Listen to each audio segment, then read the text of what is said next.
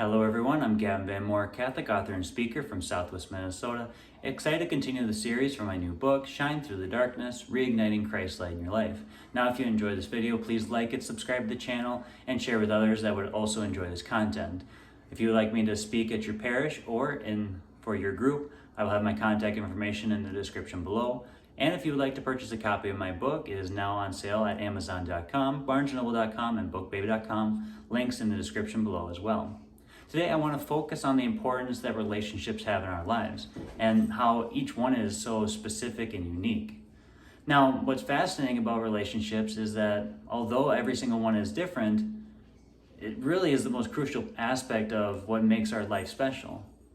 See, it's our relationships that make us celebrate the good times. It's the relationships that help us really survive the sorrows.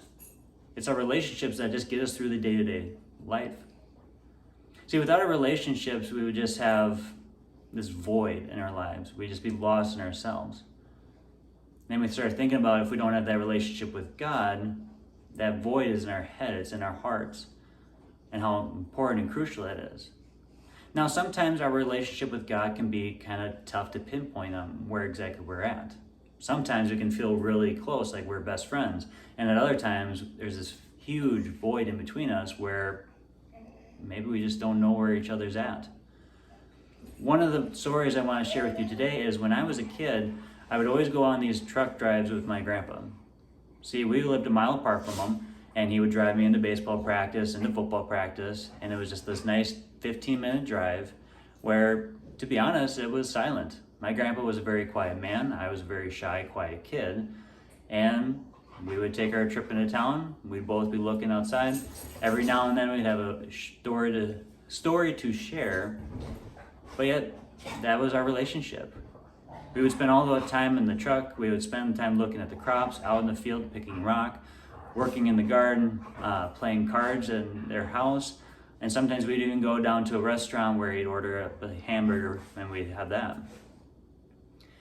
And as I grew up, I kept feeling that there's just so much difference between me and my grandfather that, yes, we have a loving relationship, but as far as being friends, I just wasn't something that we had.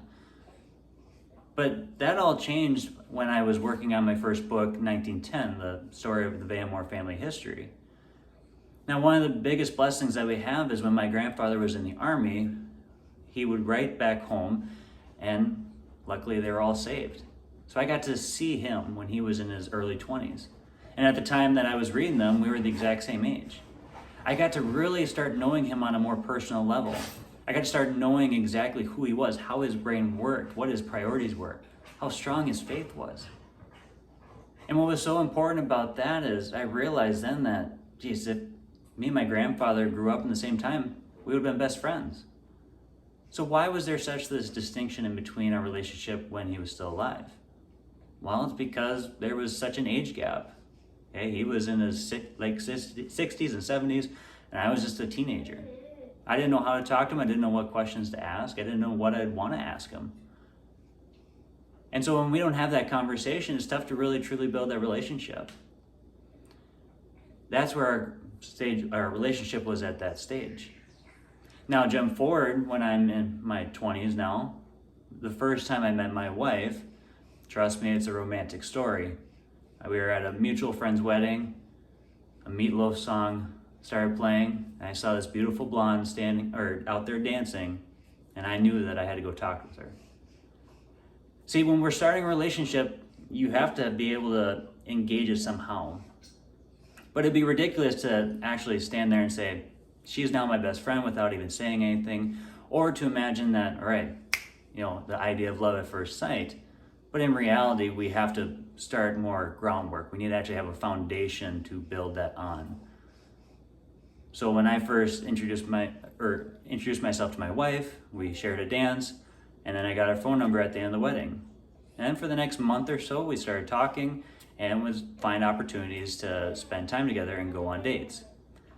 As we progressed farther and farther, it didn't take long before we knew we wanted to be married, and 5 months later, we were engaged, and that following September, which would have been 13 months, from the day that we met, we were married. See, there's no timeline, there's no set criteria on how a relationship is supposed to go. But we have to understand that each relationship has its different stages. And we have to make sure that we are understanding where we're at and where we want to go in that relationship. Now, the important thing is when we want to get to know somebody, we have to start by asking questions. We have to get to know the person better. See, when me and my wife started dating, we would get joked that we would have these paragraphs and just these books that we write back and forth from each other. Because within our conversation, we'd have 3 or 4 conversations within it. Because we were just so excited to get to know each other. So the question today is, where is your relationship with God? Are you at that point where you've gone through His Word, you've understood Him, you go and visit Him at Mass every single week? Or have you never really been exposed to God? Is God someone that you know that you have this relationship with, that you know that He loves you and that you know you're supposed to love Him, but you just kind of have this weird void in between you? Excuse my daughter as she is teasing around. But do you have this void in your life between you and God, not because of resentment or hatred, just because of no effort? There hasn't been that time yet put into it. See, luckily we have this ancient book called the Bible. And I'm going to hesitate even calling it a book, because in reality, it's a library. Thousands of years of history, of stories, of prophecies, and it's all compiled into one. Now, the beauty of the Bible is that from the first page to the last, it's all one continuous love story. God's continuous love story of how He created us in His image. Are you okay, dear?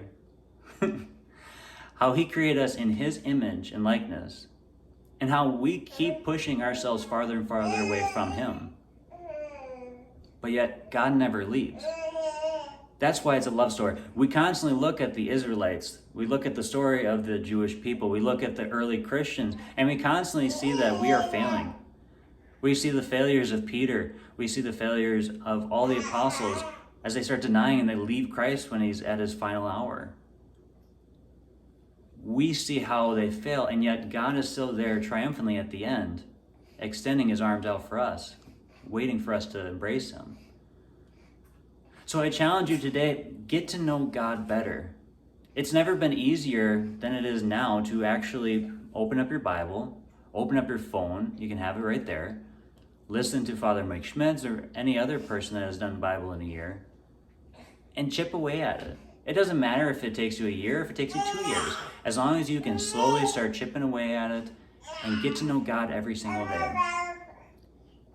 And as you start to know more and more about Him, you'll start wanting to know more about Him. That love will start to flourish inside your heart. It will start to be something that you crave. You will crave that relationship with Him. So find ways to extend yourself to God, invite Him into your life, learn more about Him, and use His Word to change your life forever. Because if we want to shine through the darkness, the very first step is getting to know God. Now, may the Lord defend you in battle and be the lamp upon your feet. God bless.